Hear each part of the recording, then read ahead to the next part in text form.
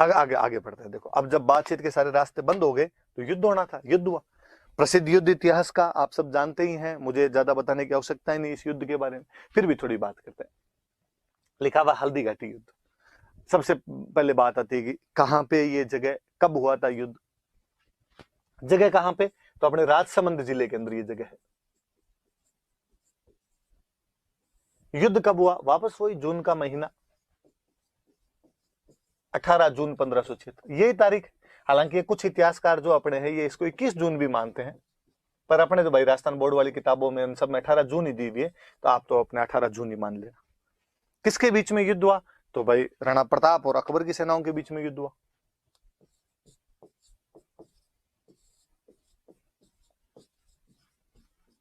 अकबर के बीच में युद्ध हुआ।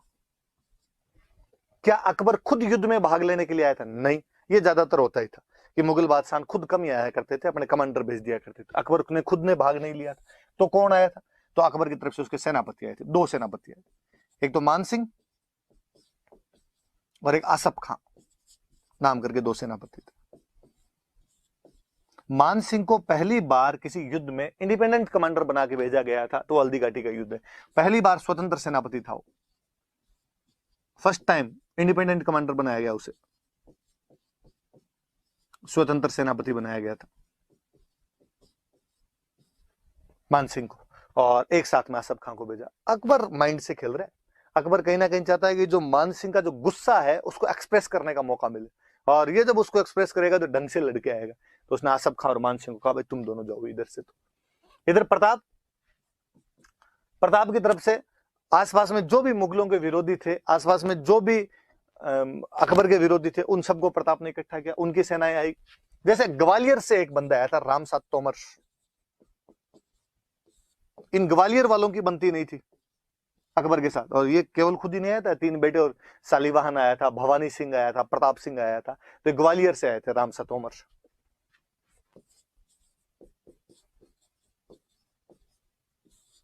याद रख लेना आप। सलूम्बर वाले हमेशा सेनापति होते थे, सलूम्बर वाले राज तिलक किसने किया, कृष्णदास चुंडावत, उनका नाम याद रखना। तो कृष्णदास चुंडावत ने भाग लिया था। और अफगानों की मुगलों के साथ बनती नहीं थी, मैंने पिछले वीडियो में बताया था कि हसन खान मेवाती महमूद लोदी उधर से लड़ लिए थे सांगा की तरफ से, इधर फिर अफगानों की तरफ से एक बंदा है हाकिम खान सूर। भील जनजाति रहती है, तो भीलों की सेना लेके आए हुए थे पुंजा, ये भीलों की सेना के साथ में आए हुए थे। तो इस प्रकार से कुछ लोग थे जो उधर प्रताप की तरफ से लड़ रहे हैं, कुछ लोग हैं जो इधर अकबर की तरफ से लड़ रहे हैं। एक अकबर के दरबार का एक इतिहासकार हुआ था बदायूनी, वो इस युद्ध में खुद आया था भाग लेने के लिए। आप जब मेडिवल पढ़ोगे तो और पढ़ोगे, अच्छी सी बुक है इसकी, एक मुंतखब उत तवारीख, मुंतखब उत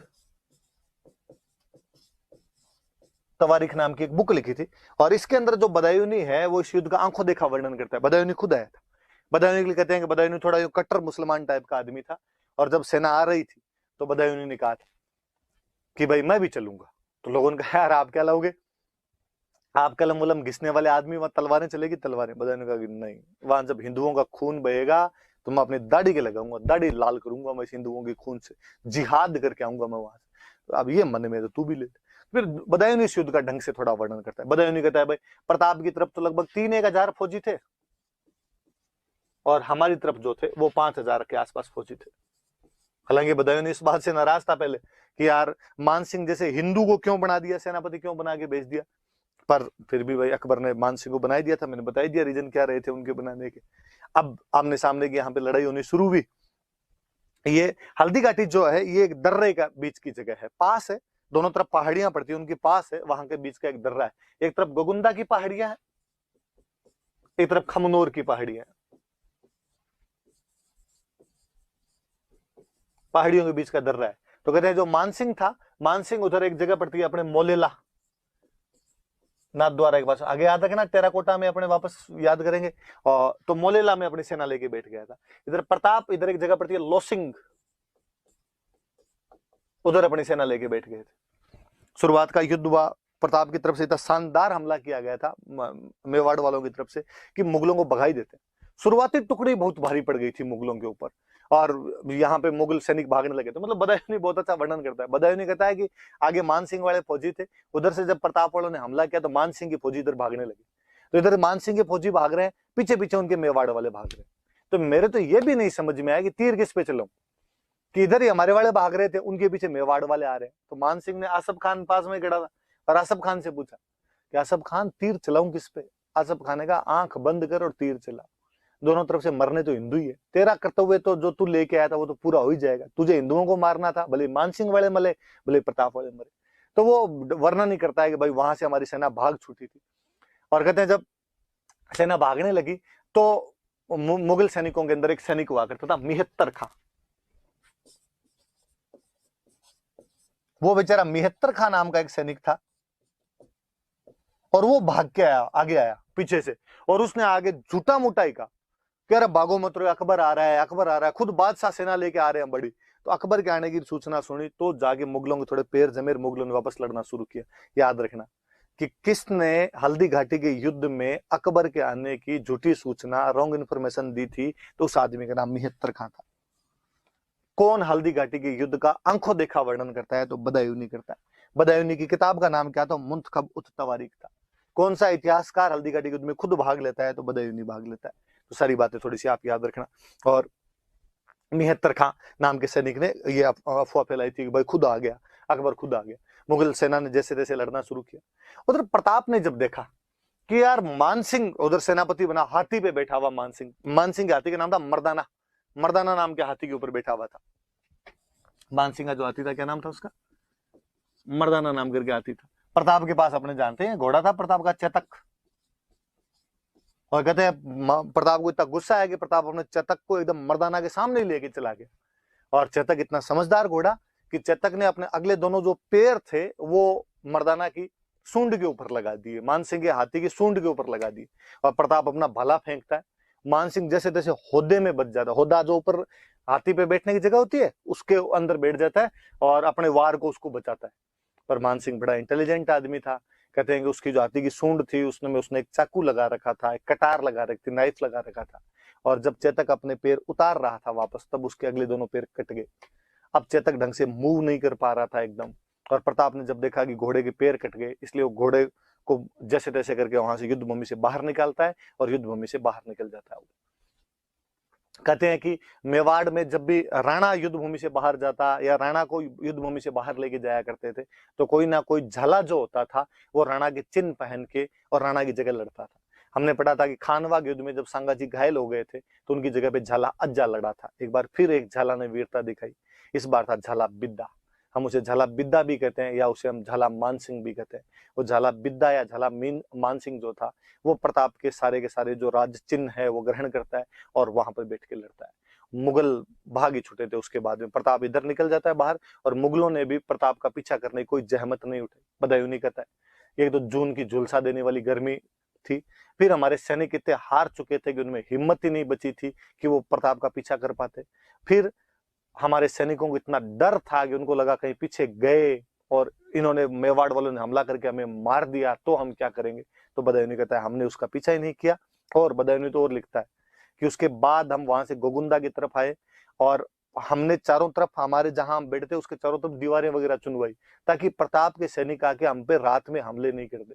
पर जो प्रताप के भील सैनिक थे वो दिन में रात में हमारे पर हमले करते, हमारी सेना जहां कहीं भी जाया करती थी उसको बीच में लूट लिया करते, अनाज और पानी की समस्या उत्पन्न कर दी थी। हमने जैसे तैसे करके अजमेर तक का रास्ता लिया था। तो बदायूनी ढंग से हार का वर्णन कर देता है इस युद्ध के अंदर।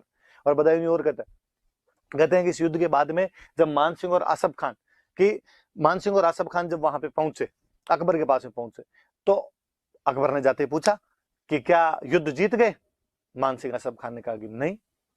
तो क्या प्रताप को पकड़ लाए? तो उन्होंने कहा कि नहीं। तो क्या प्रताप मर गया? तो नहीं। तो अकबर ने कहा तो क्या सोच के आए थे? सरदार खुश होगा, सरदार इनाम देगा, मांगतो लीचड़ो, शर्म नहीं आई तुम्हें? हार के आगे वहां से, और आज के बाद दोनों ने मुंह दिखा दिया तो देख लेना। कहते हैं ड्यूटी बंद करवा दी थी मान सिंह और आसफ खान का, और दरबार में आना बंद करवा दिया था। मुझे तो हमेशा दया आती है जब कई इतिहासकार बाद में कहते हैं कि साहब हल्दी घाटी में प्रताप हार गया था, तो मुझे लगता है यार, यदि मान सिंह और आसफ खान जीत के जाते तो ऐसा कौन राजा होगा जो अपने विजेता सेनापतियों के साथ में इतना बुरा बर्ताव करेगा और अपने विजेता सेनापतियों को कहेगा कि तुम आज के बाद मुझे दिखाई मत देना और तुम यहां से भाग जाओ, आज के बाद मेरे दरबार के अंदर मत आना। पर अकबर इनके साथ बाकायदा करता है। तो ये भी वो साफ साफ ही अपने पास फैक्ट है कि नहीं साहब, हल्दी घाटी वाले युद्ध के अंदर प्रताप जीता था, और ये सारी जानकारियां अपने को बदायूं वाला लेखन और वो ढंग से पढ़ा जाए तो उसके अंदर अपने को मिलती है। पर कोई प्रोपेगेंडा के साथ हिस्ट्री पढ़नी चाहे, कोई प्रोपेगेंडा के साथ हिस्ट्री पढ़ानी चाहे, तो फिर अपने पास में तरीके होते हैं। और मैं तो हमेशा कहता हूँ कि अब तो अपनी किताबें लिखने लगे हुए, प्रताप उस युद्ध में जीता था। पहले है ना, जब नहीं भी लिखा होता था तो भी अपने वाली किताबें साफ साफ लिखती थी कि इस युद्ध में नैतिक विजय प्रताप की थी।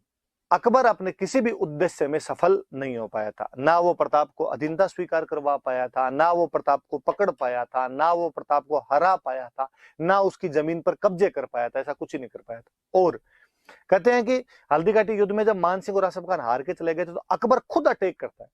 76 के लास्ट में जाके अकबर ने खुद ने अटैक किया था कि मैं खुद जाऊंगा।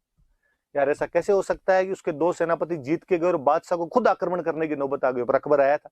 1576 के लास्ट में अकबर वापस आता है, और अकबर भी यहाँ पे आगे कोई छठ की चौदस नहीं कर पाया था, प्रताप को नहीं पकड़ पाया, अधीनता नहीं करवा पाया, संधि नहीं करवा पाया। उसने उदयपुर पे कब्जा किया था और उदयपुर का नाम बदल के वापस चला गया था, और उदयपुर का नाम बदल के उसने कर दिया था मुहम्मदाबाद। तो ये थोड़ा सा याद रख लेना कि अकबर ने नाम बदल कर क्या कर दिया था। तो अकबर ने इसका नाम बदल कर क्या कर दिया था, तो मुहम्मदाबाद कर दिया था। मैं वापस एक बात और बता दूं, फिर मैं साथ ही बता दूंगा। कहते चेतक जब घायल हो गया था, बाहर निकले थे, और थोड़े दूर जाने के बाद में चेतक की मृत्यु हो जाती है। तो बलीचा नाम की जगह है वो राजसमंद के अंदर ही, जहां पर चेतक की मृत्यु होती है, और वहां बलीचा में चेतक की छतरी बनी हुई है। थोड़ा ये भी याद रखना है, चेतक की छतरी कहां पर बनी हुई, तो बलीचा के अंदर बनी हुई। वापस मैं बातें बता दूं, एक बार और पढ़ेंगे हल्दी घाटी युद्ध की और खूब सारी बातें, कि प्रताप और अकबर के बीच का युद्ध है। प्रताप, अकबर खुद नहीं आया था, अकबर के दो सेनापति आए थे, मान सिंह और आसफ खान। पहली बार मान सिंह को इसी युद्ध में सेनापति बनाकर भेजा गया था। बदायूनी जो अकबर का एक कोर्ट हिस्टोरियन है, वो इस युद्ध में भाग लेता है।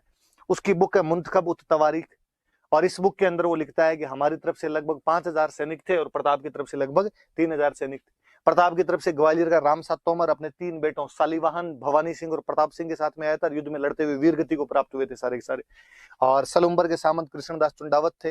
अफगानों का नेता हाकिम खान सूर था, और भीलों का नेता राणा पुंजा इस युद्ध के अंदर भाग लेने के लिए आए थे। फिर हम ये पढ़ते हैं कि जब मुगल सेना भाग रही थी तो किसने ये शोर मचाया कि बादशाह खुद आगे मुगल सेना को रोकने की कोशिश की, तो मिहत्तर खान नाम का सैनिक था जिसने ये शोर मचाया था कि वापस सेना आ गई है। और जब यहाँ से मुगल सेना वापस भाग जाती है, प्रताप उधर वापस पहाड़ों में चला जाता है, तो इन्होंने प्रताप का पीछा करने की कोशिश क्यों नहीं की, तो बदायूनी बताता है। बदायूनी कहता है कि जून की गर्मी की वजह से हमारे सैनिक हार के बाद खूब सारे थक गए थे, और हमारे सैनिक डर रहे थे कि प्रताप पे हमला नहीं कर दे। इवन कि वो गोगुंदा के अंदर जब आए थे वापस, तो उन्होंने चारों तरफ अपने दीवार चुन ली थी कि ताकि प्रताप का यहाँ पर अपने हमला नहीं हो जाए। वो याद रखना कि मान सिंह जिस हाथी पर बैठ के लड़ रहा था, उस हाथी का नाम मर्दाना था। हम अभी और बाकी हाथी के नाम पढ़ेंगे। शुरुआत में मान सिंह ने जहां पे डेरा लगाया था आपके, उस जगह का नाम था मोलिला, और जिधर प्रताप का डेरे लगे हुए थे उसके जो कैंप थे, उसका जो आर्मी कैंप था, उसका नाम था लोसिंग। चेतक घायल हो गया था युद्ध में। चेतक जब बाहर निकला तो उसकी छतरी बनी हुई है, और चेतक की छतरी कहां पर बनी हुई है, तो बलीचा नाम की जगह पर चेतक की छतरी बनी हुई। और अकबर ने इन दोनों को जब हार के गए थे मान सिंह आसफ खान, तो इन दोनों का दरवाजा बंद कर दिया था, ड्यूटी बंद कर दी थी, दरबार में आना बंद करवा दिया था। अकबर ने खुद ने 76 के लास्ट में अटैक किया था, पर उदयपुर का नाम बदलकर वापस चला गया था। उदयपुर का नाम बदलकर उसने क्या कर दिया था, तो मुहम्मदाबाद उसने नाम कर दिया था। ये बातें थोड़ी सी याद रखने वाली सी। मैं मिटाता हूँ भाई, फिर आगे बढ़ते हैं। देखो अपने इसको, और हल्दी घाटी युद्ध में क्या क्या बातें और चीजें पढ़ते हैं अपने हल्दी घाटी, ये बातें बताई दी। ऐसा कहते हैं कि यहाँ का जो पहाड़ है, वो उसके बीच की जो दर्रे की मिट्टी, वो पीले पीले रंग की मिट्टी है, हल्दी जैसी मिट्टी है, इसलिए इस जगह का नाम हल्दी घाटी पड़ गया।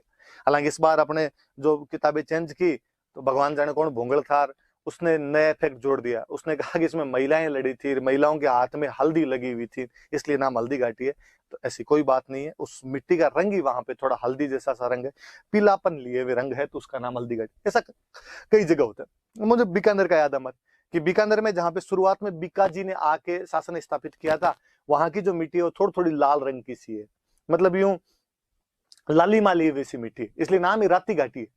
मारवाड़ी के अंदर जो लाल रंग होता है उसको अपना राता बोलते हैं, तो उसका नाम राती घाटी पड़ गया। वैसे ये थोड़ा पीले रंग लिए हुए, तो इसका नाम क्या हो गया, अपने आप में हल्दी घाटी नाम हो गया था। अब हल्दी घाटी युद्ध की थोड़ी और बात है। हल्दी घाटी युद्ध को अलग अलग इतिहासकारों ने अलग अलग नाम दिए, किसी ने उसको किसी नाम से पुकारा, किसी ने उसको किसी नाम से पुकारा। क्या क्या नाम है वो देखते हैं अपने। जैसे बदायूंनी इस युद्ध में खुद आया हुआ था, अकबर का इतिहासकार है, तो बदायूंनी इस युद्ध का जो नाम देता है वो देता है बैटल ऑफ गोगुंदा।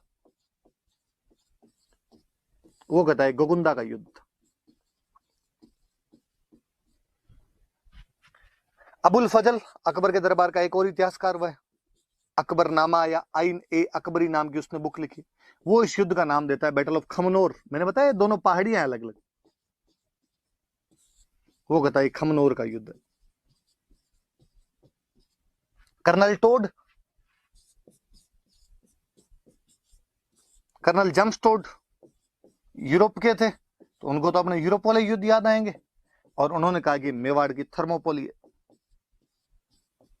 मैं अभी थोड़ी देर में बताऊंगा आपको थर्मोपोली क्या है, आप तो इतना याद रखो। उनका ये मेवाड़ की थर्मोपोली है, याद रखना आपने। और अपने एक राष्ट्रवादी इतिहासकार हुए हैं बाद में, आदर्शी लाल श्रीवास्तव।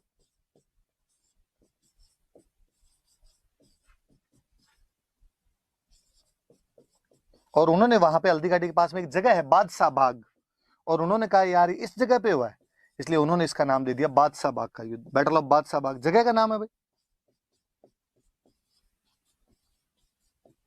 ये भी याद रखना कि इस युद्ध में कौन कौन किस किस ने क्या क्या कहा इस युद्ध को। तो जो बदायूनी है वो इस युद्ध को कहते हैं बैटल ऑफ गोगुंदा, जो अबुल फजल है वो इस युद्ध को कहता है बैटल ऑफ खमनोर। ये दोनों अकबर के दरबारी इतिहासकार है, उसके कोर्ट हिस्टोरियन है।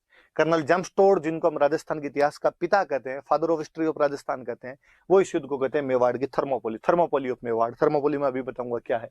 और आदर्शी लाल श्रीवास्तव है, वो कहते हैं इस युद्ध का नाम है बादशाह बाग का युद्ध। जगह का नाम है वहां पे बादशाह बाग, तो वो कहते हैं इस जगह पे हुआ था, तो बादशाह बाग का युद्ध। तो थोड़ी अलग अलग चीजें थोड़ी याद रख लेना। तो और जो मैं बता रहा था कि प्रताप की उधर मान सिंह का जो हाथी था उसका नाम था मर्दाना।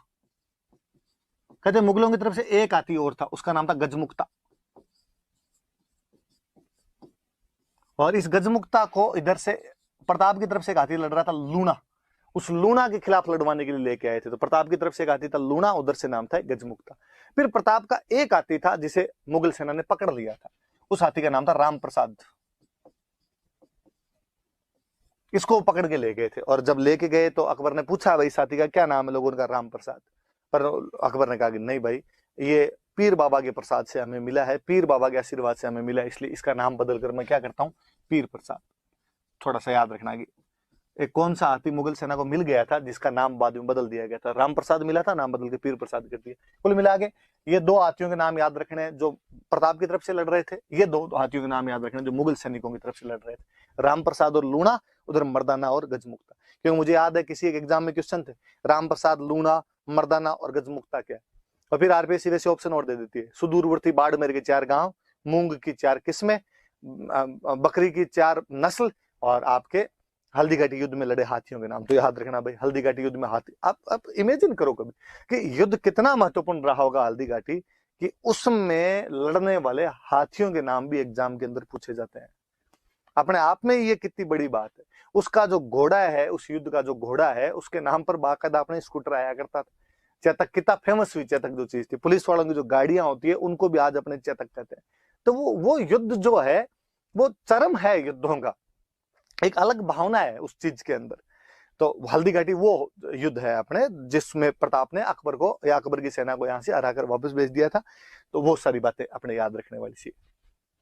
और देखो, मैं तो हल्दी घाटी युद्ध को जब पढ़ता हूं तो मुझे लगता है यार जीत हार ये सब तो बाकी है, मुझे उसमें प्रताप की डिप्लोमेसी बड़ी शानदार सी लगती है कि यार उस युद्ध में ग्वालियर का रामसात तोमर आया है, अफगानों की तरफ से हाकिम खान सूर है। इसका मतलब प्रताप संगठन बनाने की शक्ति में माहिर है, वो एक अच्छा ऑर्गेनाइजेशन बना सकता है, वो अच्छा एक कोलैबोरेशन करने वाला राजा है। जब हम देख रहे हैं कि उसने अकबर के विरोधियों को अपने पक्ष में कर लिया, और हाकिम खान सूर का प्रताप की तरफ से लड़ना यह सिद्ध करता है कि प्रताप सेक्युलर राजा है, और उसकी सेना में मुस्लिम सैनिक भी लड़ रहे थे। अपने इतिहासकारों ने केवल एक पक्ष को सेक्युलर दिखाने के लिए बात खूब बढ़ा चढ़ा के बताई हमेशा कि अकबर का सेनापति मान सिंह था, अकबर का सेनापति मान सिंह था, क्योंकि उधर सेक्युलरिज्म उनको स्थापित करना था।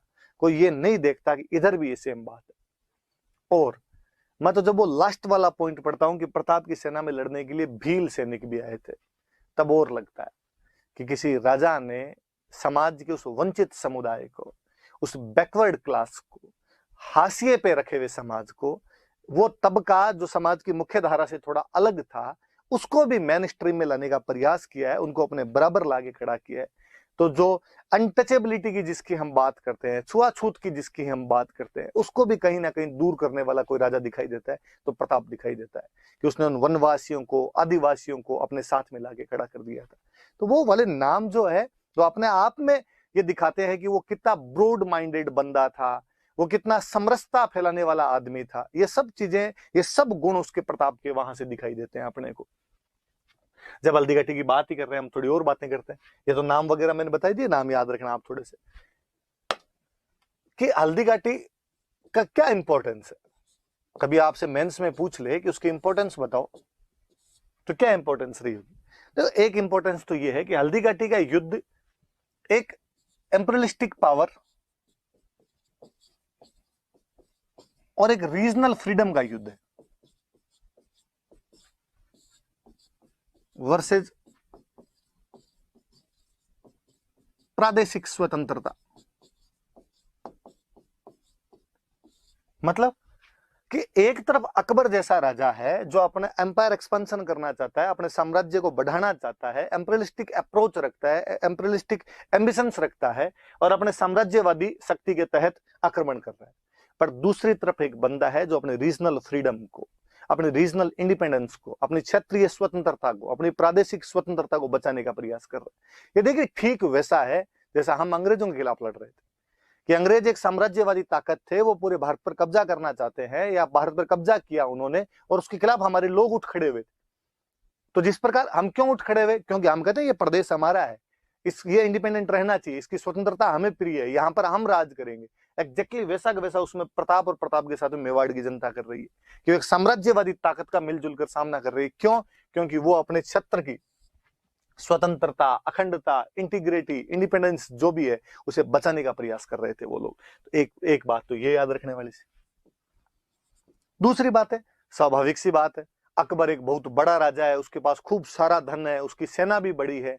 प्रताप, मेवाड़ एक छोटा स्टेट है, लगातार युद्धों में फंसे होने से धन भी कमजोर पड़ा होगा कहीं ना कहीं, सेना भी कमजोर है, उसके बावजूद लड़ रहे थे वो लोग। सीमित संसाधन, लिमिटेड रिसोर्सेज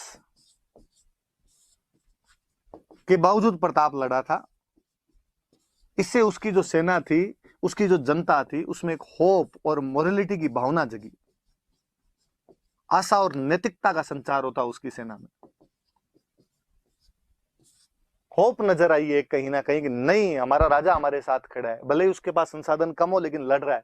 एक नैतिकता दिखाई देती है, मोरलिटी बढ़ती है लोगों की, मोरल अप होता है लोगों का कि नहीं यार लड़ेंगे, धन कम है तो क्या हुआ, हमारा जो राजा है वो लड़ रहा है। और मैं हमेशा एक सिंपल सा एग्जाम देता हूँ यार, आरएस का रिजल्ट आया और रिजल्ट के अंदर देखा कि एक लड़का जिसके पापा बहुत बड़े बिजनेसमैन है या जिसके पापा ऑलरेडी आईएएस लगे हुए थे, वो एक अच्छी इंग्लिश मीडियम की स्कूल के अंदर पढ़ा हुआ था और उसको अच्छी कोचिंग भी मिली थी, उसके पास तमाम रिसोर्सेज थे और उस बंदे की टॉप 10 में रैंक आ गई।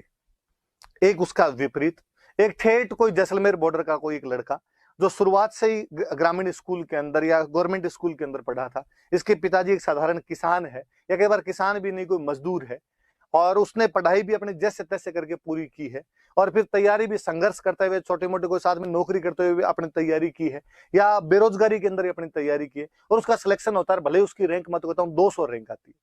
अगले दिन अखबार में या हमारे आसपास में चर्चा किसकी होती है, उस टॉप 10 वाले की या उस 200 वाले की होती है? ऑब्वियसली अखबारों के अंदर हमेशा आएगा किसान का बेटा बना, संघर्ष के बावजूद बना, बेरोजगारी के बावजूद बना। हम उस सेकंड वाले की बात करते हैं। क्यों? क्योंकि हम कहते हैं यार उसके रिसोर्सेज लिमिटेड थे, उसके बावजूद उसने हार नहीं मानी। हल्दी घाटी का युद्ध ये सिखाता है कि भले ही हमारे रिसोर्सेज लिमिटेड हो, उसके बावजूद हार नहीं माननी है, उसके बावजूद लड़ाई करनी चाहिए और लड़ाई करने से जीत मिलती है। इससे जो आसपास के बाकी लोग होते हैं आपके, उनके अंदर कहीं ना कहीं आशा दिखती है, उनमें कहीं ना कहीं मोरल अप दिखता है उनका। फिर हल्दी घाटी का युद्ध राष्ट्रवाद की भावना सिखाता है, नेशनलिज्म सिखाता है। और राष्ट्र, देखो पहले होता क्या था, पहले ये नेशनलिज्म वाली भावनाएं नहीं थी, पहले सेनाएं लड़ती थी। बाबर की सेना संगा की सेना से लड़ लेगी, कुंभा की सेना को महमूद खिलजी की सेना से लड़ लेगी, रतन सिंह की सेना अलाउद्दीन खिलजी की सेना से लड़ लेगी। आम जनता का इतना कोई उसके अंदर पार्टिसिपेशन नहीं हुआ करता था। और अपने तो संस्कृत में, हिंदी में एक वो है शायद लाइन है कि कोई नरप हो हमें क्या हानि, कि कोई राजा बन जाए हमें क्या लाभ है यार, हमें टैक्स देने यार, इस बाबर को भी टैक्स देना, संगा को भी टैक्स देना। पर प्रताप के साथ में जन जन का नायक बन गया था। आसपास के तमाम लोग, वो जो जनजातियां थी, वो जो भील थे, वो जो गाड़िया लोहार थे, उन तमाम लोगों ने इस युद्ध के अंदर भाग लिया था। इसलिए जनता के अंदर, आम पब्लिक में यदि नेशनलिज्म को युद्ध जगाता है तो वो युद्ध हल्दी घाटी है। आप और कभी नोटिस भी कीजिए इस बात को कि किसी भी चीज का महत्व तब नहीं है जब वो हुई है, महत्व तब है जब होने के बाद भी उसकी इंपॉर्टेंस जारी रही है नहीं रही, वो हमें दिखती है।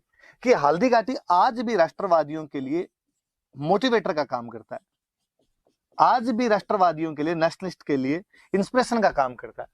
और हमारा जब नेशनल मूवमेंट चल रहा था तो हमारे जितने नेता थे, तिलक थे, कोई चंद्रशेखर आजाद थे, तमाम लोगों, वीर सावरकर थे, तमाम लोगों के कहीं ना कहीं दिमाग में हल्दी घाटी है। उनके उदाहरणों में, उनके भाषणों में मिलता है कि जिस प्रकार हल्दी घाटी के युद्ध में और प्रताप अकबर के खिलाफ लड़ा था, या मेवाड़ वाले मुगलों के खिलाफ लड़े थे, उसी प्रकार हमें अंग्रेजों के खिलाफ लड़ना चाहिए। और मैं तो हमेशा कहता हूं कि महाराणा प्रताप को, या हमारे जो ये मेवाड़ वालों का संघर्ष था, या जो हमारे राजस्थान का संघर्ष है, इसको महानतम बनाने का या दुनिया को बताने का काम बंगालियों ने किया है।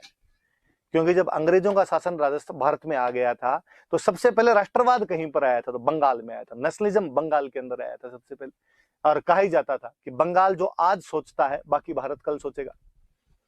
तो बंगालियों में सबसे पहले राष्ट्रवाद की भावना आई थी। पर बंगालियों ने, जब नेताओं ने, जो नेता थे उनमें जब नेशनलिज्म आया तो उन्होंने कहा यार इस राष्ट्रवाद को और अप कैसे किया जाए, रूट लेवल तक कैसे लेके जाया जाए, जनता को इसके बारे में कैसे बताया जाए। तो ऐसे हीरो होने चाहिए अपने पास में, जो अतीत से लिए जाएं, जो पास्ट से लिए जाएं अपने, ताकि लोगों का मोरल अप कर सके, लोगों को इंस्पिरेशन दे सके, लोगों को मोटिवेट कर सके। वो हीरो राजस्थान वाले थे तमाम।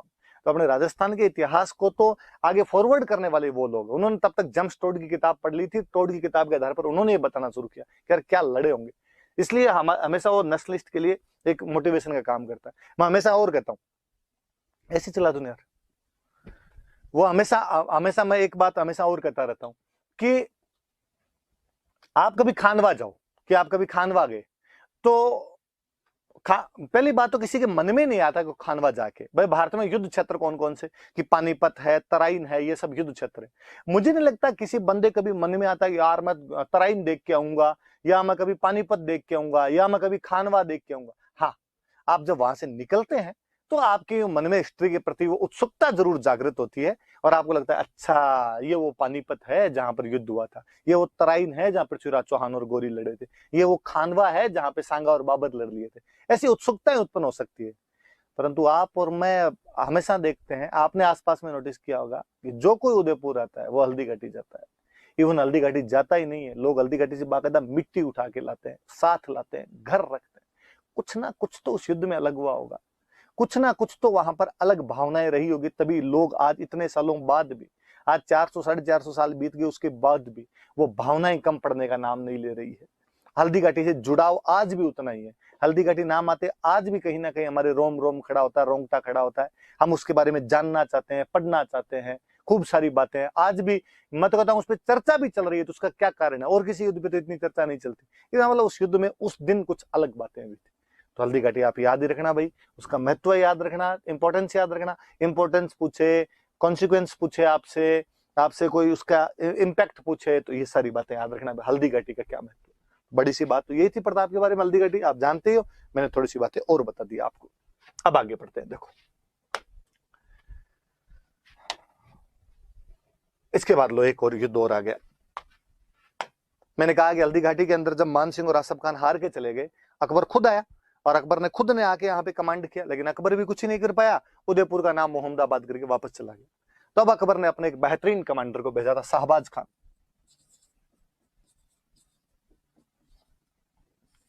तब प्रताप की राजधानी कुंभलगढ़ हुआ करती थी, इसलिए शाहबाज खान ने कुंभलगढ़ पर अटैक किए थे। वैसे मेवाड़ वालों की इमरजेंसी कैपिटल कौन सी? कुंभलगढ़।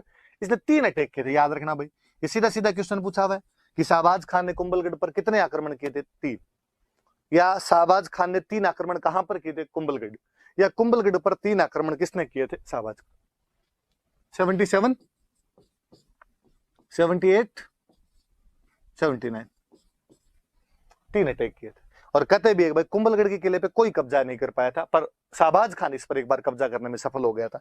3 अप्रैल 1578 को उसने कुंभलगढ़ पर एक बार कब्जा कर लिया था। प्रताप को यहां से निकलना पड़ा था। प्रताप भान सोनगरा थे, उनको ये किला देके चले गए थे। और वहीं कोल्यारी गांव पड़ता, पास कोल्यारी के पास में एक जगह पड़ती आवरगढ़, और उस आवरगढ़ को अपनी कुछ दिनों के लिए अस्थायी राजधानी बनाई थी। तो कुंभलगढ़ जब छूटा था, जब 3 अप्रैल 1578 को शाहबाज खान कब्जा कर लेता है, उसके बाद कुछ टाइम के लिए उन्होंने आवरगढ़ को अपनी राजधानी बना ली थी। कुल मिलाकर अपने याद रखने वाली बात यह कि अकबर और प्रताप के बीच संघर्ष में 3 अटैक कौन से किले पर किए गए थे? कुंभलगढ़। किसने किए थे? शाहबाज खान ने। कब्जा करने में सफल हो गया था 3 अप्रैल 1578 को। कब कब हमले किए थे? 77, 78, 79। और प्रताप ने उसके बाद कुछ दिनों के लिए अपनी अस्थायी राजधानी कहां पर बनाई थी? तो आवरगढ़ के अंदर अस्थायी राजधानी उन्होंने अपनी बना ली थी। थोड़ी ये बात याद रख लेना आप। और इसी टाइम कहते हैं कि जब कुंभलगढ़ पे कब्जा हो गया था, तो प्रताप यहां से ईडर की तरफ जा रहे थे। गुजरात के अंदर एक जगह पड़ती है ईडर, प्रताप का ससुराल था। और रास्ते के अंदर एक गांव पड़ता है चूलिया, और वहां चूलिया नाम के गांव के अंदर उनको सेठ मिले भामासा। और उन्होंने कहा भाई कैसे किधर? तो कहा यार पैसे टके की व्यवस्था करनी पड़ेगी, तो अपने तो थोड़ी व्यवस्था करने के लिए मैं जा रहा हूँ, उनका चिंता मत करो, मैं बैठा हूं जब तक। और कहते हैं उन्होंने अपनी पूरी संपत्ति लाकर उनको दान कर दी थी, सारी संपत्ति उनको दे दी थी। कहते हैं इतने रुपए दिए थे कि 25,000 की फौज 12 साल रह सकती है। कहते हैं कि 25 लाख रुपए नगद कैश और 20 लाख की सोने की अस्परियां लाके दी थी। कितना धन दिया होगा उस आदमी ने कि 25,000 की फौज को आप 12 साल तक कंटिन्यू रख सकते हैं। इसलिए आज उन भामाशाह को हम इतना याद करते हैं। आप फिर देखिए कि प्रताप के साथ जुड़ी हुई एक एक चीज कैसे फेमस हुई है। मैंने चेतक वाली बात बताई, भामाशाह। आज भी कोई पैसे देता है, अपने कहते हैं यार ये तो भामाशाह है। आज भी गवर्नमेंट की योजनाएं चलती है, नाम भामाशाह योजना होती है। आज भी किसी स्कूल के अंदर जाओ, चंदा देने वाले जितने लोग हैं उनकी लिस्ट लगी हुई, अगर उसमें लिखा होगा ऊपर भामाशाहों की सूची। मतलब एक आदमी प्रताप के साथ जुड़ के कितना फेमस हो गया। तो ये सब चीजें उस प्रताप के व्यक्तित्व में है कि उससे जुड़े हुए तमाम लोग इसी प्रकार हिट हो गए थे। तो भामाशाह, और ये तो केवल भामाशाह ही नहीं, मैं तो हमेशा कहता ही हूँ, भामाशाह और इनके एक भैया और थे ताराचंद, ये दोनों आए थे, दोनों ने अपना पूरा धन लाके वहां पर दिया था। पर वही है जी, कई बार लाइनिया होता है, किसी का नाम हिट होना होता है उनका हो जाता है, जिनका हिट नहीं होना होता उनका नहीं होता है। वरना ये मुकेश अंबानी और अनिल अंबानी दोनों थे, पर अपने भामाशाह याद हुआ, ताराचंद नहीं हुआ। मुझे कई बार लगता है कि यार अब तो सुनने में बड़ा अजीब सा लगे कि किसी स्कूल के अंदर भामाशाहों की सूची की जगह लिखा हो ताराचंदों की सूची, तो अपने अजीब सा लगता है यार ताराचंद कहां से आ गया। पर ये 2 आदमी थे, भामाशाह और ताराचंद। और भामाशाह तो फिर हम कहने लगे कि साहब मेवाड़ का सेवियर है, मेवाड़ का उद्धारक है, रिवाइवर ऑफ मेवाड़ है, रिवाइव किया इन्होंने मेवाड़ को। तो हमीर को भी मेवाड़ का उद्धारक कहते हैं, और इनको भी भाई मेवाड़ का उद्धारक कहा जाता है, भामाशाह को भी, याद रख लेना आप। तो इसी टाइम ये जा रहे थे, तभी ये सारी घटनाएं भी थी। तो कुंभलगढ़ वाली बात याद रख लें। फिर आगे बढ़ते हैं अपना।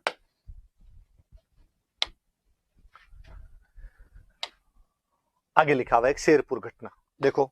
जब शाहबाज खान भी यहाँ पे प्रताप को हरा नहीं पाया, प्रताप को अधीनता नहीं स्वीकार कर पाया, प्रताप को मार नहीं पाया, प्रताप को पकड़ नहीं पाया, असफल होकर जब वापस लौटा, और शाहबाज खान के लिए तो और कहते हैं कि शाहबाज खान बेचारा एक बार आया, हमला करके वापस चला गया। दोबारा जब अकबर ने भेजा था, तब अकबर ने क्या की ओर भेजा था कि हार के आ गए तो सिर काट लूंगा।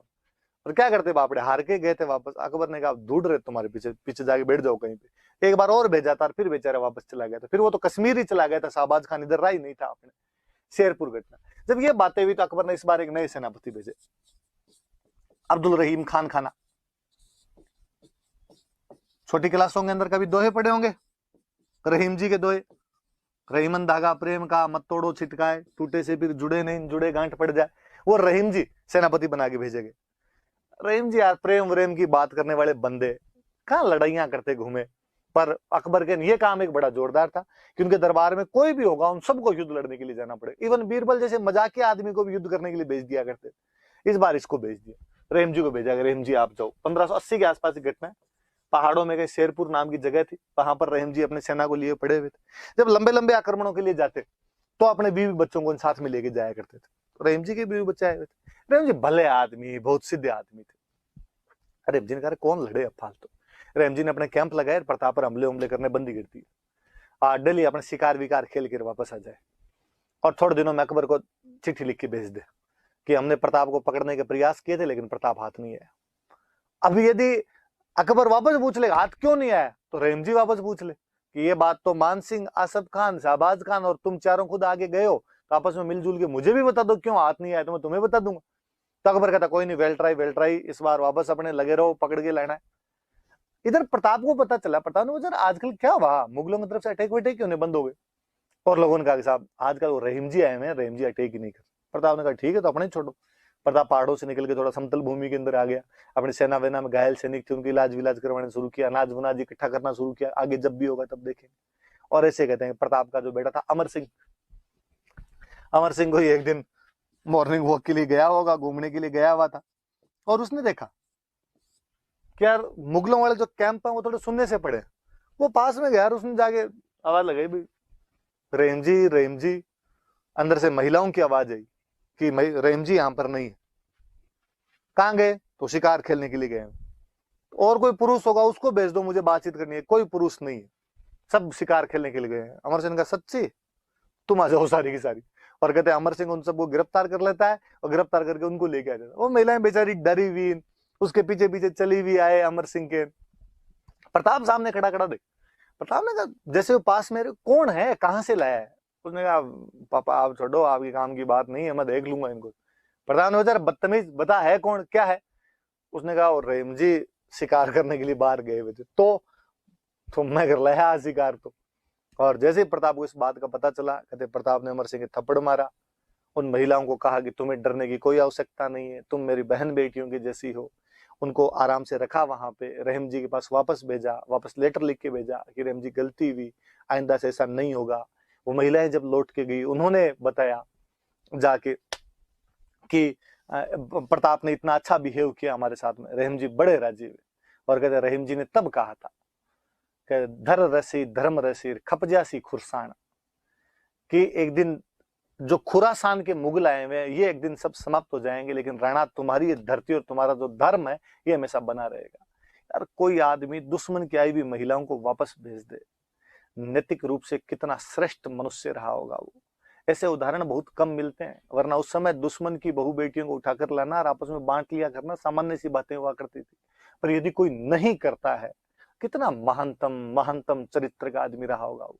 प्रताप इसलिए प्रातस्मरणीय हो जाता है कि उसमें ये दूसरे गुण इतने ज्यादा है, पर हमारे इतिहासकारों ने उसके साथ में इतना वो षड्यंत्र रचा है कि केवल एक योद्धा की छवि बना के छोड़ दी गई, जबकि वो एक मल्टी डायमेंशनल पर्सनालिटी बंदा है।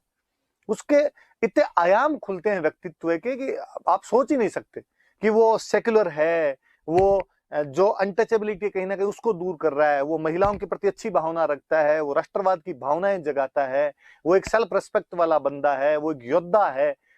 सब, अब भामाशाह जैन है, वो उसके साथ युद्ध में लड़ रहे हैं। हल्दी घाटी वाले युद्ध में भामाशाह लड़े थे। अलग अलग समाज के, समुदाय के, संप्रदाय के लोगों को अपने साथ में जोड़ रहा है, वो संगठन बनाना जानता है वो आदमी। तो कहते हैं अमर सिंह उन बेगमों को बाद में वापस, अमर सिंह जिन बेगमों को लेके आ गए थे, प्रताप ने उनको वापस पहुंचाया था। ये शेरपुर वाली घटना है, थोड़ी सी याद रख लेना बस घटना। आप आगे बढ़ते हैं। देखो वापस अकबर को पता चला कि रहीम जी के साथ ये मैटर हुआ। अकबर ने रहीम जी का, रहीम जी वापस आ जाओ, प्रताप को क्या संभालोगे, लुगाई ये नहीं संभल रही है। और इस बार एक नया सेनापति भेजा गया। अकबर के खुद के अंकल थे सुल्तान खान, इस बार सुल्तान खान को भेजा कि आप जाओ और आप जाके प्रताप को पकड़ के लो। सुल्तान खान बड़े शानदार सेनापति थे। सुल्तान खान ने यहां पर आते कहते चौकियां बनाई। मुगलों की 4 चौकियां हुआ करती थी यहाँ पे। एक डूंगरपुर की तरफ एक चौकी हुआ करती थी देवल, एक उदयपुर की तरफ एक चौकी हुआ करती थी देबारी, पाली की तरफ एक चौकी हुआ करती थी देसुरी, और अपने राजसमंद अजमेर की तरफ एक चौकी हुआ करती थी दिवेर।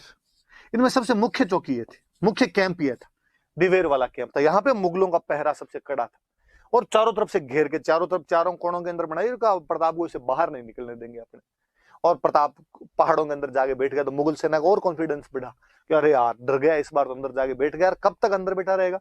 एक दिन तो अपने यहाँ से हम बाहर निकलना ही पड़ेगा अनाज पानी के लिए, और अपने पकड़ लेंगे या उसको मार देंगे या संधि करवा लेंगे या पकड़ के ले जाएंगे उसको। और प्रताप चुपचाप एकदम देख रहा था क्या करना है क्या नहीं करना है। और 1582 में एक दिन अचानक अपने बहुत थोड़े से सैनिकों के साथ प्रताप सर्जिकल स्ट्राइक करता है। उस दिवेर नाम की जगह पर एक बेहतरीन युद्ध लड़ा गया। हल्दी घाटी के 6 साल बाद में वहां दिवेर में सुल्तान खान के खिलाफ इस बार वापस प्रताप की एक छोटी सी टुकड़ी वहां पर अचानक औचक हमला करती है उनके ऊपर। सुल्तान खान समेत पूरी सेना को उजाड़ के रख देते उस युद्ध के अंदर। तो और कहते इस युद्ध को तो अमर सिंह के लिए याद किया जाना चाहिए, जो प्रताप का राजकुमार था अमर सिंह, उसके लिए याद किया जाना चाहिए। बहादुरी से लड़ा था कि उसने सुल्तान खान को जब तलवार मारी थी तो सुल्तान खान को बीच में से 2 टुकड़े करके रख दिए थे उसने, घोड़े समेत चीर दिया था इस युद्ध में। तो युद्ध अमर सिंह की बहादुरी का युद्ध है। इसमें मुगल सेना नायक तक को मार दिया गया था, और मुगलों का जो सेना नायक था वो कौन था? सुल्तान खान। और इस युद्ध में कहते हैं कि आसपास वाले जो राज्य थे वो और प्रताप का साथ देने के लिए आ गए थे। ईडर, बांसवाड़ा, प्रतापगढ़, इन सब ने और प्रताप का साथ दिया था। और जेम्स टोड तो इसे इतना खुश है कि जेम्स टोड कहता है ये मेवाड़ का मैराथन है। तो याद रखना कि जेम्स टोड ने हल्दी घाटी को कहा था मेवाड़ की थर्मोपोली, और इस युद्ध को वो कहता है मेवाड़ का मैराथन। कहता मेवाड़ का मैराथन है ये युद्ध तो अपने आप के अंदर। मैं अभी बताऊंगा थर्मोपोली और क्या है। पर देखो 4 चीजें। एक तो इस युद्ध में प्रताप जीत गया, एक ये कि अमर सिंह ने इसमें मुगल सेनापति सुल्तान खान को मार दिया था, एक ये कि आसपास वाली सारी रियासतें प्रताप का साथ देने के लिए आई थी, और जेम्स टोड इसको कहता है मेवाड़ का मैराथन। आप सोचिए षड्यंत्र कितना बड़ा होगा कि एक यूरोपियन इतिहासकार उस युद्ध के बारे में इतनी अच्छी बातें कहता है और उसको मैराथन के युद्ध के बराबर बताता है। मैं और बताऊंगा आपको मैराथन के युद्ध के बारे में। और हमारे इतिहास में दिवेर का नाम नहीं है। हल्दी घाटी को बच्चा बच्चा जानता है, पर दिवेर के बारे में कोई नहीं जानता। इतिहासकारों ने कितने सुविचारित तरीके से हल्दी घाटी छापा, और उसमें भी लास्ट में लिखा और कि प्रताप जीता नहीं था। और दिवेर चूंकि साफ साफ दिखता है कि साहब मुगल सेना ने कोई मार गए, किंतु परंतु करने की बात नहीं, खा गए, छुपा गए, बताना जरूरी नहीं समझा।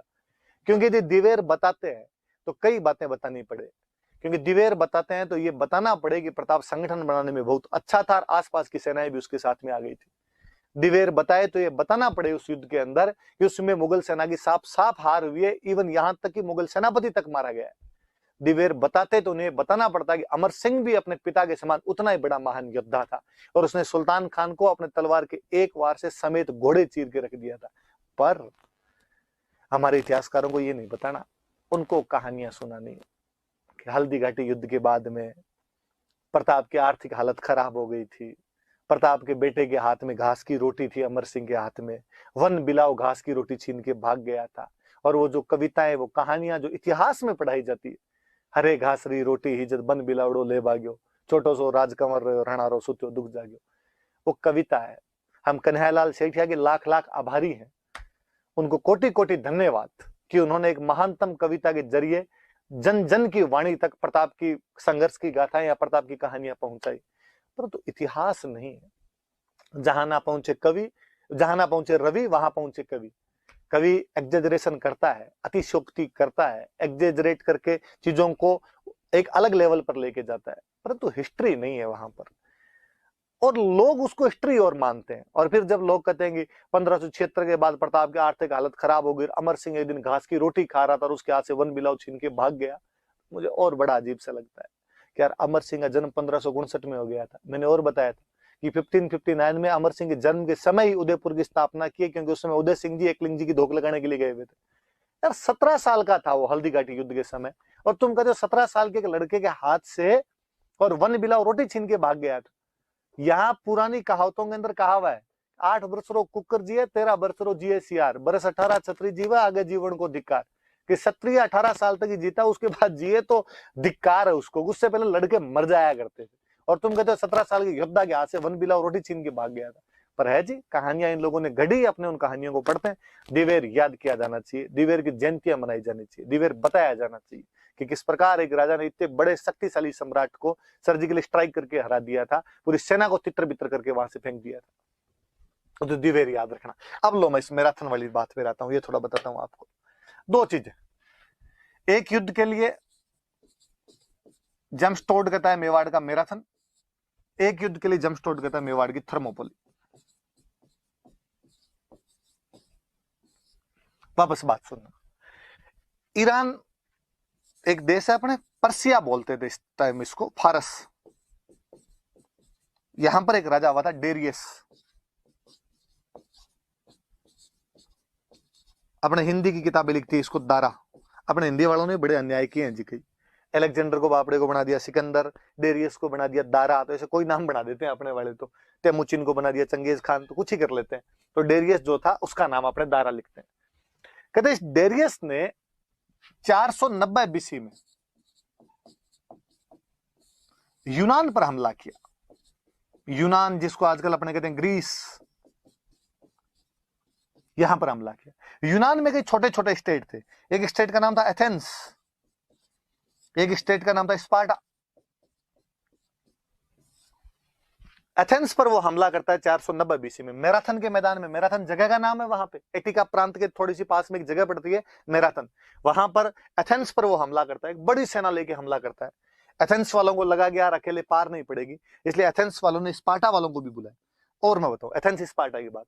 एथेंस वो राज्य जो पढ़ाई लिखाई में ध्यान देता था। दुनिया के महानतम महानतम जो फिलोसोफर हुए, सोक्रेटिस, प्लेटो, अरिस्टोटल, सुकरात, अरस्तु, प्लेटो, ये जो हुए ये सारे के सारे एथेंस के हुए। पढ़ाई में बहुत अच्छे थे। स्पार्टा वाले लड़ना जानते थे, केवल स्पार्टन्स लड़ाई में बहुत अच्छे थे। एथेंस वालों ने एक अपना बंदा भेजा। एक बंदा था फिसिपिडीज। फिसिपिडीज नाम करके बंदा था। इसको कहा कि तू जा और जाके स्पार्टा वालों का, स्पार्टा वालों हमारी सहायता करने के लिए आओ, मैराथन के मैदान में हम पर्सिया के खिलाफ लड़ रहे हैं। कहते हैं बरसात का समय था, घोड़े चल नहीं सकते थे, इसलिए फिसिपिडीज दौड़ के जाता है, दौड़ लगाता है। और कहते हैं कि उसने 48 घंटों के अंदर कम से कम को 150 मील की यात्रा तय कर दी थी। इतना तेज वो दौड़ के गया था। और वो वहां पे पहुंचा और उसने जाके स्पार्टा वालों को कहा कि स्पार्टन्स, मैराथन के मैदान में हमारा युद्ध चल रहा है, आप हमारा साथ देने के लिए आओ। लेकिन हालांकि स्पार्टन्स नहीं गए साथ देने के लिए, उन्होंने मना कर दिया। एथेंस अकेला लड़ा, अपनी छोटी सी टुकड़ी के दम पर डेरियस की एक बड़ी सेना को हरा देता है। मिल्टिडियाज सेनापति हुआ करता था इनका। मिल्टिडियाज लड़ा था इधर से और उन्होंने डेरियस को हरा कर यहां से भगा दिया था वापस। जेम्स टोड कहता है जिस प्रकार एथेंस की एक छोटी सी टुकड़ी ने उस मैराथन के मैदान में एक बाहुबली सम्राट डेरियस की सेना को वापस भगा दिया था, कुछ उसी प्रकार प्रताप की एक बहुत छोटी सी टुकड़ी ने दिवेर के उस मैदान के अंदर सुल्तान खान की एक बड़ी सेना को हरा दिया था, मुगल बादशाह अकबर की एक बड़ी सेना को हरा दिया था।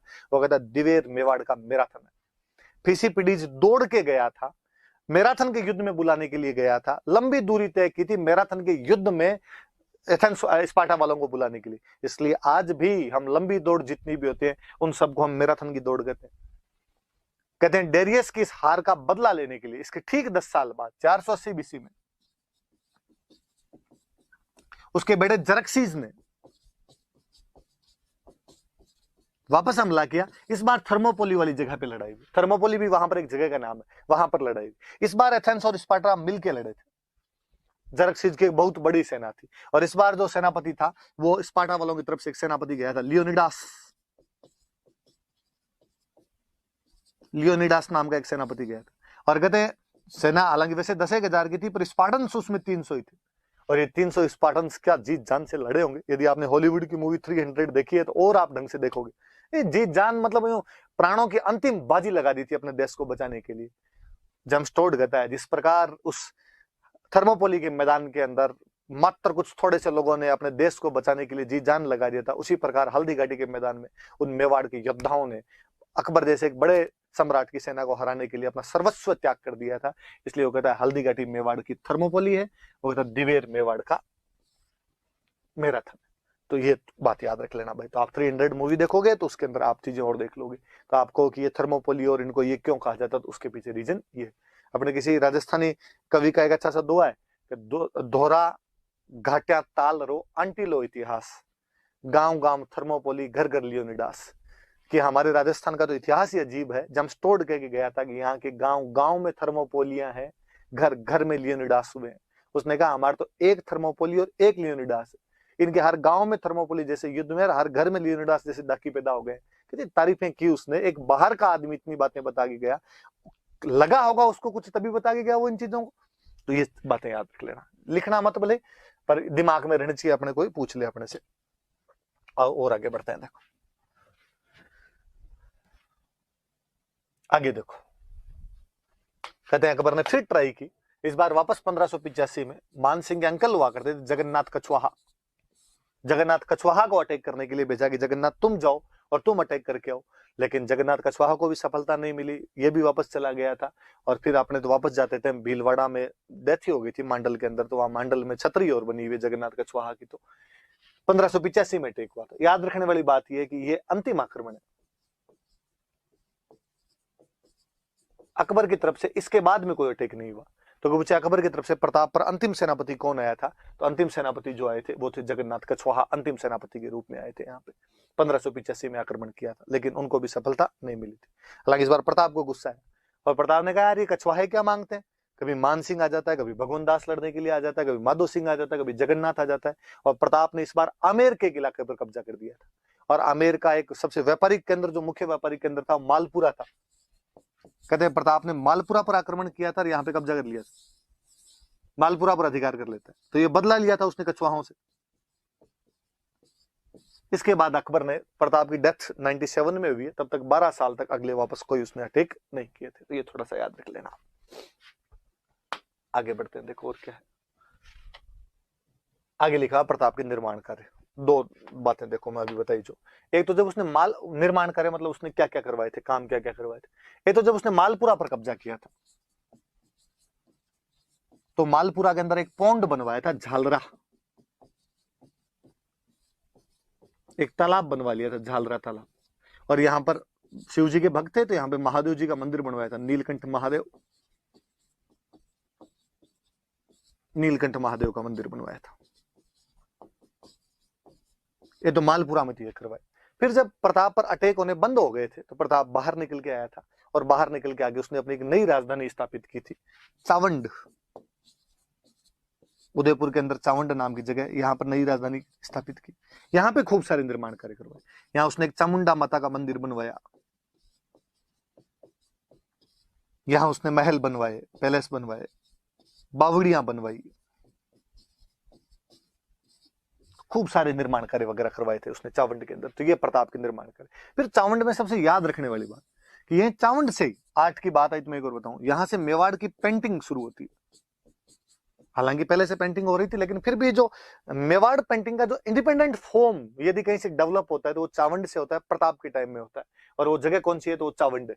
और जो मुख्य चित्रकार था उसका नाम था नसीरुद्दीन। देखो क्या षड्यंत्र है कि प्रताप का नाम आते अपने दिमाग में केवल उसकी एक छवि आती है, वॉरियर्स, लड़ने वाला राजा, क्योंकि पढ़ाया वो गया। दूसरी चीज इसलिए नहीं पढ़ाई गई क्योंकि यदि ये बताते कि प्रताप ने आर्ट एंड कल्चर का डेवलपमेंट भी किया गया था, तो हम पूछते कि कौन सी, तो जैसा पेंटिंग, तो एक तो उसका एक अलग आयाम खुलता है, एक अलग डायमेंशन अपने को पता चलता है कि साहब वो एक कल्चर को प्यार करने वाला बंदा भी था। फिर दूसरी बड़ी बात, फिर पूछते कि यार पेंटर कौन थे, तो कहते पेंटर तो नसीरुद्दीन था। झक मरा के लिखना पड़ता कि सेकुलर राजा था।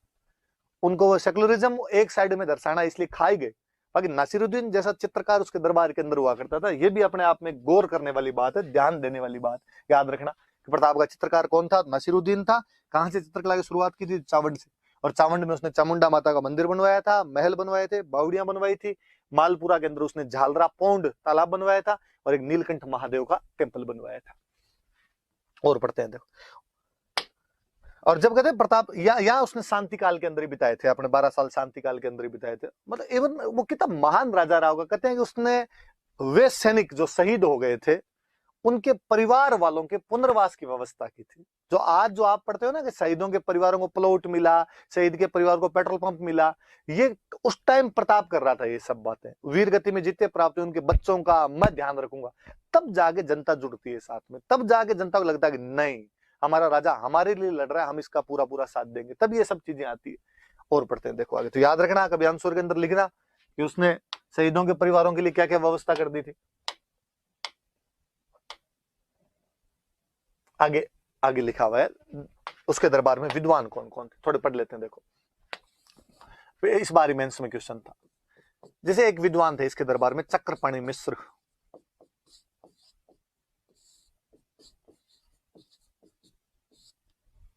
चक्रपाणि मिश्र नाम के एक विद्वान हुए थे। किताबें हैं कुछ, राज्याभिषेक,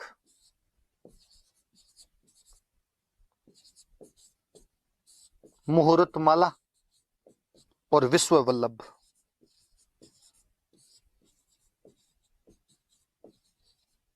ये कुछ किताबें लिखी थी। कौन कौन सी होगी? राज्याभिषेक, मुहूर्तमाला और विश्व वल्लभ।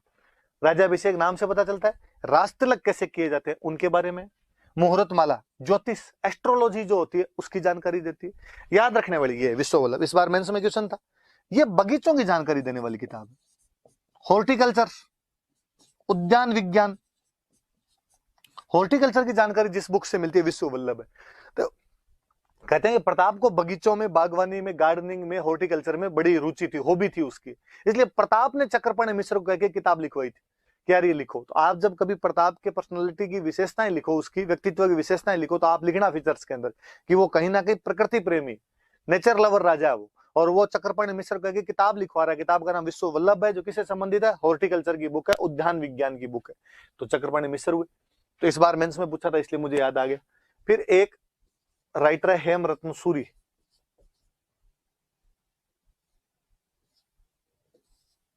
हेमरत्न सूरी नाम करके, सूरी मैंने बताया दिया, जैन राइटर। किताब लिखी थी गोरा बादल री चौपाई। आप गोरा बादल अपने पहले वीडियो में पढ़ चुके थे, बार पहले पढ़ा था गोरा बादल के बारे में, देख लो। तो गोरा बादल वाली बात है 1303 की, याद अभी तक रखी जा रही। और ये तो और मुझे बड़ा जोरदार लगता है कि प्रताप ने हेमरतन जी को कहा कि हेमरतन जी यार, गोरा बादल अपने मेवाड़ के बेहतरीन सेनापति हुए हैं, उन पे बुक लिखो। उनका साहब लिख देंगे। पद्मिनी पे भी लिखी थी उन्होंने, पद्मिनी चौपाई भी लिखी थी। चौपाई मतलब 4-4 लाइनें जिसमें होती है चौपाई, 2-2 लाइनें जिसमें होती है दोहे। उनका मैं लिख दूंगा, पर मैं जितने दिन लिखूं मेरा घर परिवार का खर्चा कैसे चलेगा, और इस बुक का खर्चा कौन देगा? तो भामाशाह के भाई जो ताराचंद थे वो बैठते। उन्होंने कहा अरे क्या बात कर दी यार, मैं दूंगा इसका सारा खर्चा, आप तो किताब लिखो। तो हेमरतन सूरी ने किताब कौन सी लिखी? घोड़ा बादल री चौपाई। एक दरबार में थे सादुलनाथ त्रिवेदी, और सादुलनाथ त्रिवेदी के बारे में और नहीं एक जानकारी याद रखनी, सादुलनाथ त्रिवेदी विद्वान आदमी थे। इनको प्रताप ने गांव दान में दिया था, मंडेर, मंडेर की जागीर दान में दी थी। और इसके लिए बाकायदा एक पूरा अभिलेख है, 1588 का उदयपुर अभिलेख है, उदयपुर इंस्क्रिप्शन है, जिसके अंदर ये लिखा हुआ है कि प्रताप ने सादुलनाथ त्रिवेदी को मंडेर नामक गांव दान के अंदर दिया था, डोनेट किया था उनको गांव। अब काम की बात क्या है? काम की बात यह है कि जब हम ये कहते हैं कि हल्दी घाटी वाले युद्ध में अकबरन जीत गया था, तो जब इतिहासकारों ने वापस जब इस पे शोध किया, जब रीराइटिंग ऑफ हिस्ट्री हुआ, तो लोगों ने कहा कि यदि यार उस युद्ध में अकबर जीत गया था, तो वो आसपास की जमीन भी अकबर ने जीत ली होगी, और यदि जमीन अकबर ने जीत ली होगी, तो फिर ये कैसे हो सकता है कि पास के गांव की कोई जमीन प्रताप किसी को दान के अंदर दे? मंडेर वहां के एकदम पास का गांव है। तो ये उदयपुर वाला जो अभिलेख है मंडेर जागीर देने का, ये भी सबूत अपने आप में, हल्दी घाटी युद्ध के अंदर प्रताप जीता था, इसलिए जमीन उसके पास थी। जमीन उसके पास थी, तो वो सादुलनाथ त्रिवेदी को मंडेर गांव की जो जागीर है वो दान के अंदर दे रहा है। और फिर चारण कवि थे इसके दरबार में, एक थे माला सांधु और एक थे रामा सांधु। इनके नाम भी याद रखना भाई। सिंपल कभी कोई पूछ ले कि माला सांधु और रामा सांधु जो चारण कवि थे वो किसके दरबार में थे, तो प्रताप के दरबार में माला सांधु और रामा सांधु थे, ये दरबारी विद्वान। चक्रपाणि मिश्र की 3 किताबें, राज्याभिषेक, मुहूर्तमाला, विश्व वल्लभ। विश्व वल्लभ का सब्जेक्ट याद रखना है हॉर्टिकल्चर। हेमरतन सूरी की किताब गोरा बदल दी चौपाई, इसका पूरा खर्चा भामाशाह के भाई ताराचंद ने दिया। सादुलनाथ त्रिवेदी को मंडेर की जागीर दी गई, जिसकी जानकारी 1588 के उदयपुर इंस्क्रिप्शन से मिलती है। और 2 चारण कवि है, चारण पोइट है, एक का नाम है माला सांधु, एक का नाम है रामा सांधु। फिर तो एक लास्ट बात बची अपने कि प्रताप की मृत्यु, तो कहते हैं 19 जनवरी 1997 को प्रताप की मृत्यु हुई थी, 1597 को, सॉरी, वही चावंड में। ऐसा कहा जाता है कि वहां पर एक धनुष को खींच रहे थे, उस धनुष को खींचते समय पीछे गिर गए थे। कुछ तो कहते हैं आंत के अंदर लग गई थी, कई कहते हैं पीछे गिरे थे तो सर में लगी, खून का क्लोट बन गया था, उसके बाद उनकी डेथ हो गई थी। पर जैसे भी हुई, जो भी हुई, चावंड में उनकी डेथ हुई थी 19 जनवरी 1597 में। वही चावंड के पास में एक जगह पड़ती है बांडोली, वहां पर प्रताप की छतरी बनी हुई,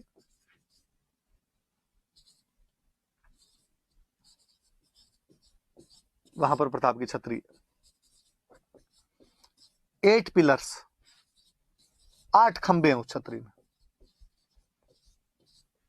इतिहासकार कहते हैं कि प्रताप ने अपनी मृत्यु से पहले मेवाड़ के वो इलाके जो अकबर ने कब्जे कर लिए थे वापस छीन लिए थे। केवल 2 किले नहीं ले पाया था वो, ये तो चित्तौड़ का किला वापस नहीं जीत पाए थे, एक मांडलगढ़ वाला किला वापस नहीं जीत पाए थे। इन दो को छोड़ के संपूर्ण मेवाड़ उसने वापस जीत लिया था। तो ये दो याद रखना कि कौन से दो किले वापस नहीं ले पाए थे, चित्तौड़ और मांडलगढ़। कहते हैं अकबर के दरबार में कवि हुआ करते थे दुर्सा आढ़ा, आगे और पढ़ेंगे हम दुर्सा आढ़ा के बारे में। और जब अकबर के पास में मैसेज पहुंचा कि साहब राणा प्रताप की डेथ हो गई है, तो अकबर का मुंह उतर गया ऐसे। लोगों का ये कैसे हुआ? और जो अकबर को तो खुश होना चाहिए कि उसका एक दुश्मन मरा है, लेकिन इसका तो मुंह ही उतर गया अपने आप के अंदर। तो दुर्सा आढ़ा थे, उन्होंने एक दोहा बोला था उस टाइम कि गहलो तो राण जीत गयो, दसन मुंद रसना डसी, निसास मूक भरिया नयन, तो मृत सा प्रताप सिंह। कि है गहलोत राजा प्रताप सिंह, आज तुम जीत गए। आज तुम्हारी मृत्यु का समाचार सुनकर तुम्हारे शत्रु अकबर की भी आंखें भर आई थी, उसकी श्वास ऊपर चढ़ गई थी, आश्चर्य से उसकी जीभ उसके दांतों के बीच में आकर कट गई थी। और दुर्सा आढ़ा खूब तारीफें करते हैं प्रताप की। इनकी आगे और जो किताबें मैं आगे और पढ़ूंगा, ये सब प्रताप की बातें थी। आप घर पे ट्राई करना कि आप मेंस में कभी क्वेश्चन आ जाए कि features of personality of Pratap लिखे जाए, प्रताप के व्यक्तित्व की विशेषताएं लिखी जाए, तो आप कौन कौन से पॉइंट लिख सकते हो वो आप पॉइंट लिखने की कोशिश करना। कल अपने और डिस्कस करेंगे इस पे। इंपॉर्टेंट रह जाए, पूछ सकता है प्री मेंस इंटरव्यू किसी के अंदर भी। धन्यवाद।